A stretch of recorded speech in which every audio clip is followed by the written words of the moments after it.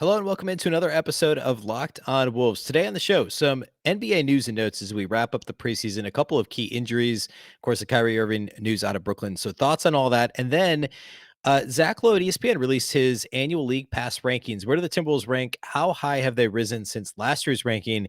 And why did Zach get this one most of the way right regarding the Timberwolves? All that's on the show today. Welcome in. You are Locked On Wolves.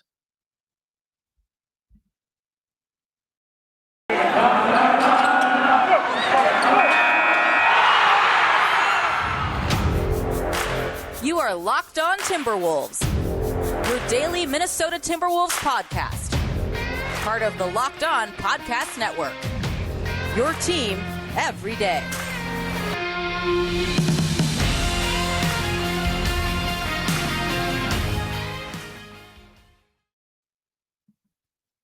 Hello and welcome to Locked On Wolves. My name is Beecken. I am the host of Locked On Wolves. Of course, Locked On Wolves is part of the Locked On Podcast Network. I am also the co-editor of Dunking with Wolves, the Timberwolves site on the Fansided Network. Happy Thursday, everybody. Happy Timberwolves game day. The final preseason game is this evening against the Brooklyn Nets. I'm going to touch on that briefly here off the top, but I don't want to spend too much time previewing a preseason game, of course. And then I want to get into some NBA news and notes. Kyrie Irving, the Brooklyn Nets news, as well as a key injury in the West to a team that the Timberwolves are going to be battling for play-in position and hopefully actual real playoff spot positioning in the Western Conference. So I want to hit that first and then get into the Zach Lowe League Pass power rankings that he's released for the, I think, 10th consecutive year over at ESPN. Where do the Wolves rank there and why do they rank where they are? So all that's coming up today. Thank you, first of all, for making Locked On Wolves your first listen of each and every day. Remember, Locked On Wolves is free and available on all platforms, including YouTube, as well as, of course, all the favorite audio platforms, Apple, Google, Spotify, and our very favorite, the all-new Odyssey app. You can also follow the show on Twitter at Locked On T-Wolves and at Beecken with two B's, two E's, C-K-E-N. Okay, Wolves Nets tonight in Brooklyn. No idea who's going to play, who's not going to play for either team. Well, we know one player is not going to play for the Brooklyn Nets. That's Kyrie Irving. The Timberwolves, of course, Josh Okogie and Jordan McLaughlin both missed Monday's game in Los Angeles against the Clippers. Precautions, I think it was I forget exactly. I think it was an ankle for Okogie and a knee for McLaughlin, if I remember correctly. Both guys wouldn't be a surprise if they sat out again on Thursday. Finch had previously said he wanted to treat these kind of incrementally increasing the minutes load for each of these guys. It wasn't going to be like a full dress rehearsal where everybody plays, all the starters play 33, 34 minutes. We've seen the minutes go up just a little bit, so we may see 28 minutes for each starter. Remember, it's not like they turn around and play on Saturday or Sunday in the regular season opener. They've got 6 days until they play at home against the Rockets next Wednesday, the 20th. So there's plenty of rest and relaxation time in between. I'm sure the Wolves will travel back on Friday or late Thursday, I guess, and then have maybe a day off and a shoot around or whatever of the weekend, and then ramp back up next week in preparation for the home opener. And remember, the Wolves play, I think it's 6 of their first 7 games at home, with the only road game coming in Milwaukee against the defending champs. So they're staying in the Midwest. They're staying, except for one quick, flight, basically following along I-94. They're in the Twin Cities here for the foreseeable future following the game in Brooklyn. So, it wouldn't shock me if we saw something close to normal minutes distribution or somewhere between, I guess, the last preseason game in LA and where we'll see it in the regular season. Obviously still erring on the side of a lighter minutes load for the starters. Rotations, again, don't get too locked into these, but if McLaughlin doesn't play, and especially if Josh Okogie also doesn't play, Jalen Noel probably is the first or second guy off the bench once again. So it'd be interesting to see if he keeps getting some of those primary ball handling minutes, I should say, opportunities early in the game for the Wolves. He's played well in the last 2 preseason games against Denver and the Clippers. So all that is Thursday. Hopefully the Timberwolves continue to stay healthy, outside of these minor injuries, and continue to ramp up for the season next week. We'll have a post-game pod. It won't post immediately after the game Thursday. It'll probably be midday Friday, so a little bit later than normal, but that'll get you through your Friday and Saturday.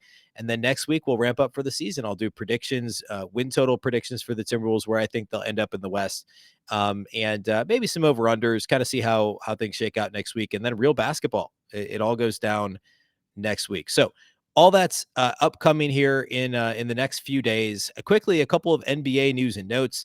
The big news, of course, Kyrie Irving being the Nets announcing that he would not be allowed to practice or play with the team, um, given his vaccination status. Um, the Nets even said, I think it was Sean Marks even said, basically, when he was asked about the vaccination status of Kyrie, he said, "I think you know the answer to that. We would be talking about this if he was vaccinated, basically." Um, and even though the news came down that he could have been allowed to practice, as the practice facility in Brooklyn was going to be considered an office building, um, and he could play on the road, the Nets aren't going to allow him to be a part-time player. They're making that decision now, and he's one of just a handful of NBA players that remains unvaccinated. So that's the big news. In terms of Western Conference news and news that directly impacts the Timberwolves, obviously disappointing news out of Memphis for the Grizzlies and their fans. And obviously I'm a fan of Dylan Brooks and any player, of course. We don't want any player getting injured, but Dylan Brooks has a fractured left hand. He will be reassessed in 2 to 3 weeks, according to the Grizzlies. He was injured in the offseason. They decided he needs further treatment. He, believe it or not, I think he's actually the longest tenured Grizzlies player. I saw that somewhere, 5 years with Memphis, which I guess isn't that big of a shock at this point. But he was expected to be a full participant in training camp this fall. Instead, he's missed all of his preseason contests due to a sore thigh. And now they're saying he just needs additional treatment for his fractured hand that he suffered over the summer. Disappointing. Brooks is again starting to show some additional promise. Last year, averaged over 17 points a game. The shooting wasn't outstanding, but he was a key player on a Memphis team that was, maybe a little bit disappointing, but looks to be in that like 6 to 11 conversation in the West, which is a really murky place to be. It's where Minnesota is. Certainly the Sacramentos, the New Orleans, the San Antonios. You could argue maybe even Portland's probably right at 6. But all those teams that I mentioned and one or two that I'm blanking on right now are all going to be in that conversation for the final real playoff spot. If I guess maybe I shouldn't call it that, but the number 6 spot, and then the 7 through 10 play-in spots in the West. And somebody's going to miss out. And the Timberwolves and Grizzlies, those games are going to be really important between the two as they battle it out for a playoff spot in the West. Head-to-head records are really going to matter, especially when we look at tiebreakers in a play-in world that we're living in now. Tiebreakers matter, I guess, just as much, but like the difference between being a 7 seed and being an 8 seed is significant, and obviously between an 8 and a 9 seed is significant. Or sorry, I should say between being a yeah, that's right. Because the 9 and the 10, obviously the winner plays the 7 seed. And so, where you land in that play-in tournament really matters. And those head-to-head matchups are going to be significant this year. So hopefully Dylan Brooks, for the sake of him and for the Grizzlies, hopefully he heals up.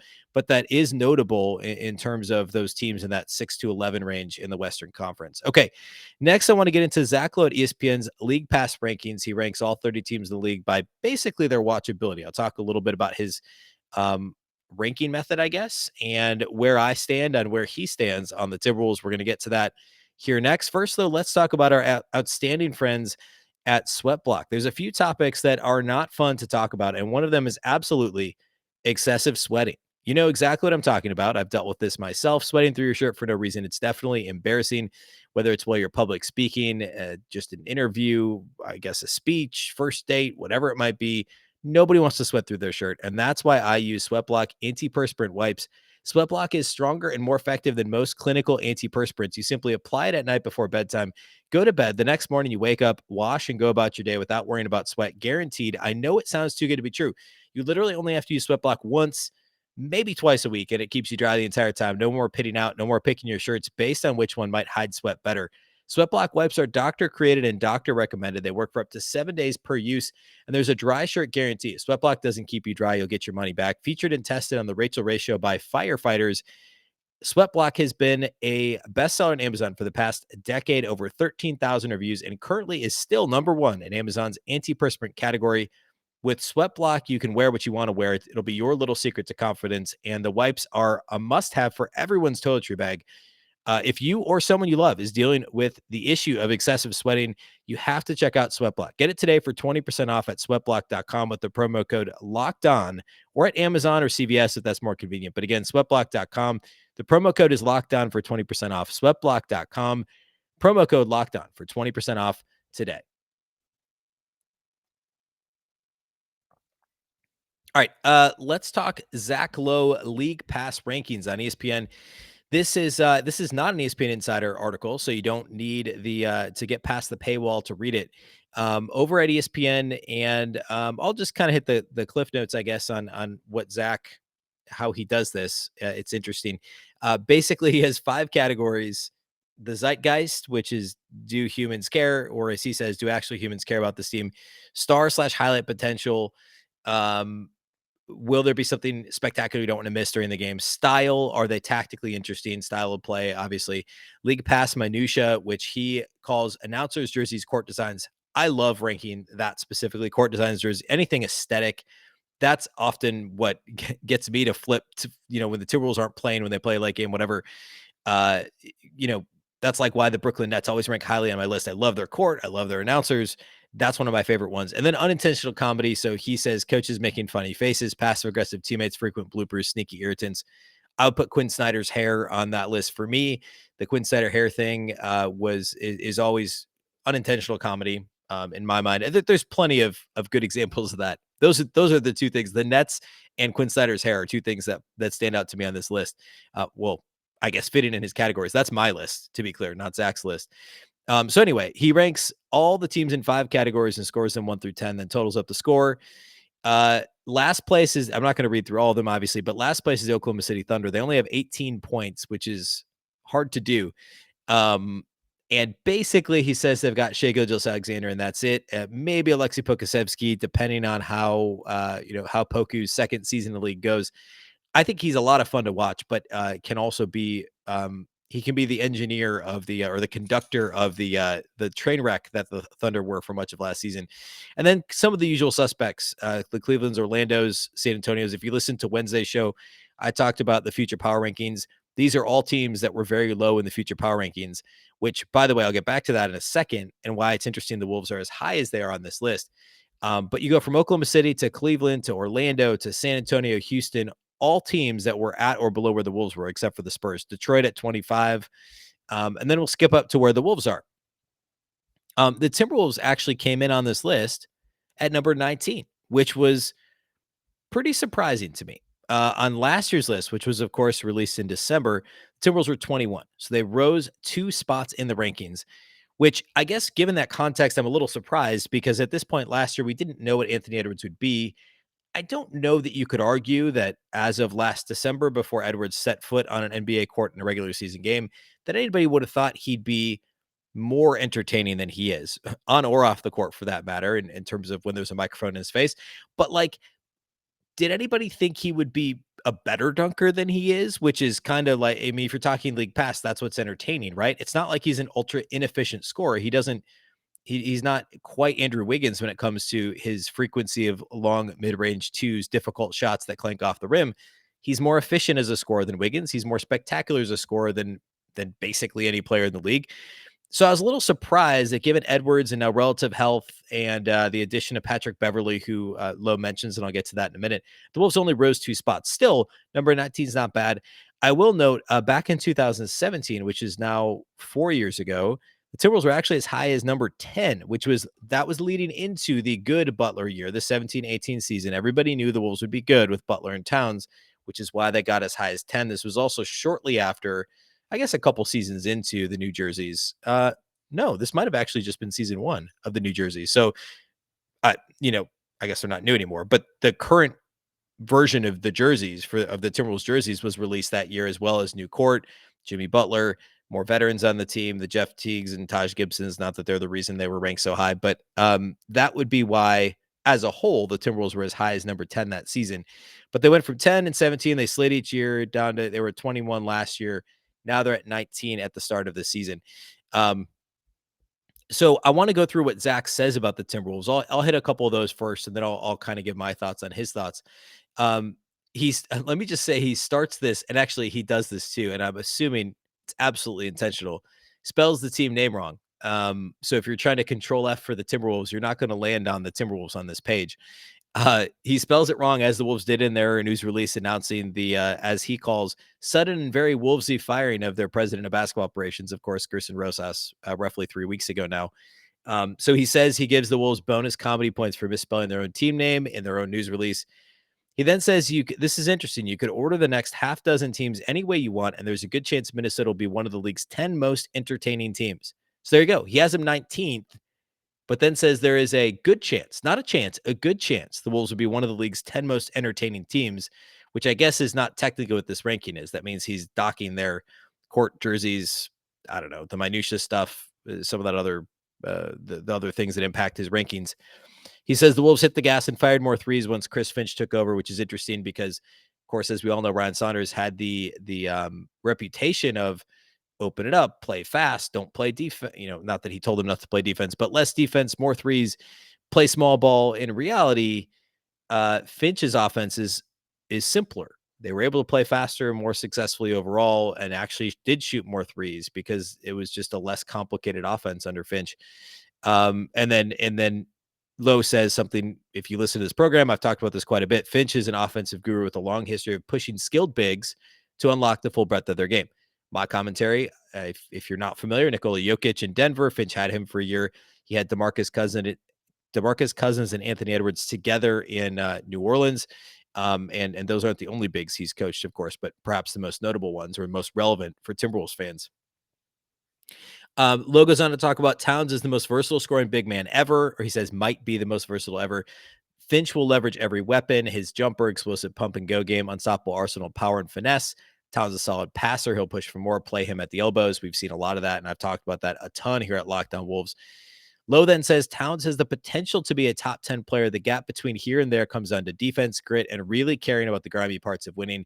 He then talks about it would be great to see a 27-12-5 line and 50-40-90 shooting for Towns, pushing for really kind of that top 10 mantle, the solid All-NBA, maybe second team, something like that. And then he talks about the 121 points per 100 possessions with Towns, D'Angelo Russell, and Anthony Edwards on the floor, better than Brooklyn's league best mark. Also notes to not mind the defensive numbers. He praises Russell as a daring late game shot maker. He then goes into Edwards dunking, as I talked about, Patrick Beverley instigating stuff. Naz Reid is more well-rounded as a scorer than you think, and Jaden McDaniels might make or break the season. He also notes, and this is something Lowe often says, is that the broadcast is first rate, of course, with the fantastic Dave Benz and Jim Peterson on Valley Sports North. He talks about simplified court design. The Wolves did tweak it a little bit this year. You'll notice on TV, if you missed the first two preseason games, it's slightly different. And he calls the Howling Wolf. Lowe calls the Howling Wolf in the center of the court classic. I don't know that I've ever heard the Howling Wolf described as classic, but here we are. So overall, a pretty glowing review considering there's 10 teams behind the Wolves on this list. But yeah, I mean, like, I don't hate where they're at. So next I want to kind of give my overall thoughts, also a couple of the teams ahead of the Wolves and why I might disagree with a couple of things. Where should the Wolves be ranked, and what are my favorite parts of Lowe's analysis of the Timberwolves? So I'm going to do that next. First, though, let's talk about our friends over at betonline.ag. We're back and we're better than ever. All eyes are on the gridiron as teams are back on for another football season. As always, BetOnline is your number one spot for all the pro and college football action this season. With the new updated site and interface, even more odds, props, and contests, BetOnline continues to be the number one source for everything football. Head to the website or use your mobile device to sign up today to receive your 50% welcome bonus on your first deposit. Don't forget to use the promo code LOCKEDON to receive that bonus. From football to basketball, boxing, right on down to your favorite Vegas casino games. Don't wait to take advantage of all the amazing offers available for the 2021 season. BetOnline is the fastest and easiest way to bet all your favorite sports. BetOnline, where the game starts. Again, promo code LOCKEDON to receive your 50% welcome bonus on your very first deposit over at betonline.ag.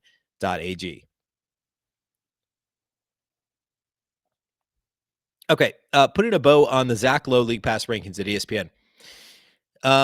I think the Wolves are actually ranked about right. And I don't often agree with where ESPN ranks the Wolves for really anything, but Zach does a great job. And I think this is about right. They're just below Portland and the Trailblazers, Blazers have a pretty good broadcast crew. They've got a nice court. They've got, coaching. We don't know yet, some of that stuff. But obviously, Damian Lillard, bonus points there. CJ McCollum's entertaining. There's maybe less of the less unintentional comedy there in Portland, although it could be interesting if depending on the Chauncey Billups, Damian Lillard dynamic works. Love their court, all that stuff. So I understand why they're a spot ahead. Miami at 17. If Jimmy Butler wasn't there, they're probably 2, 3, 4 spots lower. PJ Tucker is fun to watch him play defense as an addition there. The Knicks at 16. This has to mostly be because of the court.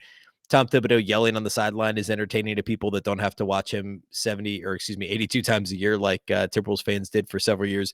Madison Square Garden, of course, is fantastic. All the classic uniforms and courts are higher up on the list because of that. That's one of the 5 categories, right? So that's 20% of the equation here. They're not weighted like the future team power rankings that we talked about on Wednesday's show. The Boston Celtics at 15. I get that. Jason Tatum's fun, classic court, classic uniforms, a fun broadcast still, all that stuff. So that makes sense. Zach Lowe, by the way, calls the Celtics green jerseys the best jerseys in sports, period. And then he says the league should mandate Boston start games down 5-0 when they wear their god-awful generic black alternates. I don't disagree with that either. And then he says their parquet court is the second best court behind the Lakers floor. He's got the Grizzlies at 14, which is a little high for me. John Morant is great, and that's the primary reason. He talks about Jaren Jackson Jr. I'm excited to watch a healthy Jaren Jackson this year. Dylan Brooks is a ton of fun. He talks about him being an irrational confidence king. Something Bill Simmons always talks about in his podcast is irrational confidence guys. I don't know. I don't know that I put Memphis quite so high on this list. So anyway, the Wolves at 19, I can buy it. I like it. I think if you're not a Timberwolves fan, you tune in for the broadcast is fantastic. You tune in for Karl-Anthony Towns. Obviously, I should. Sorry, Dave and Jim. I'll re-rank that. You tune in for Karl-Anthony Towns first and foremost. Secondly, it's probably Anthony Edwards, and then it's probably the broadcast. D'Angelo Russell's in there somewhere too. Those are the reasons why you're tuning in. You're seeing offensive fireworks. You're seeing versatile big man. You're seeing fun offense. Some creative yet simple sets offensively for the Timberwolves. Hopefully, not too high scoring games on both ends of the floor, but very likely high scoring games if the Wolves are still maybe at best a middle of the pack defense. The court's nice. I actually think the Wolves uniforms are underrated. They were the last edition, of course, was awful, but the current edition to Timberwolves uniforms I think is great. I love the blue ones that say Minnesota across the chest. I still don't know what the city uniforms will look like this year, but putting the Wolves 19th is about right. And of course, if they're good, just like we said on Wednesday with the future power rankings, they're going to rise in this ranking by several spots pretty quickly and in relatively short order. So the Wolves at 19 makes sense to me. I get that. Go check it out at ESPN.com. Again, you don't need to have an insider account, an ESPN Plus account to read it. Zach Lowe does a fantastic job. Of course, the Low Post podcast is great too. He had a couple episodes where he talked quite a bit about the Wolves recently. So go check all that out. All right. That's all I have on the show today. Tonight in Brooklyn, Wolves and Nets, 6:30 p.m. Central. That's on NBA TV. Check it out. We'll have a post-game pod midday on Friday is the hope, the goal. It'll carry you through the weekend. We'll be back on Monday through Friday next week, leading into the season. Season kicks off Wednesday night. We'll do our late game, post game pods each and every night following the games in season, including weekends for the vast majority of games. We'll have weekend podcasts as well when the Wolves play. And that all kicks off next week. I can't believe we're here, but at the same time, I can definitely believe that we're here at this point. Even though the Wolves just played 5 months ago, it feels like a lot longer ago than that, that they closed out last season. So that's all upcoming. Make sure that you are following it and subscribe to this podcast wherever you listen. Again, thank you for making Locked On Wolves your first listen each and every day. Remember, the show is free and available on all platforms. That includes YouTube now. So if you do want to watch as well as listen, check it out on YouTube. Please subscribe, like the podcast, and comment below if you so choose. And also, if you don't want to look at my face while you listen, you can listen anywhere you listen to podcasts. That, of course, includes Apple as well as Google, Spotify, and the all-new Odyssey app. That's Odyssey, Audacy. You can also follow on Twitter at Locked On T-Wolves. Don't forget the T, and at Beecken with 2 B's, 2 E's, CKEN. That's all we have for you today. Once again, Locked On Wolves is part of the Locked On Podcast Network. Remember, the Locked On Network is your local experts on all the biggest stories. Enjoy the game tonight. We'll be back on Friday. Once again, I'm Ben Beecken. This is the Locked On Wolves podcast, and we'll catch you next time.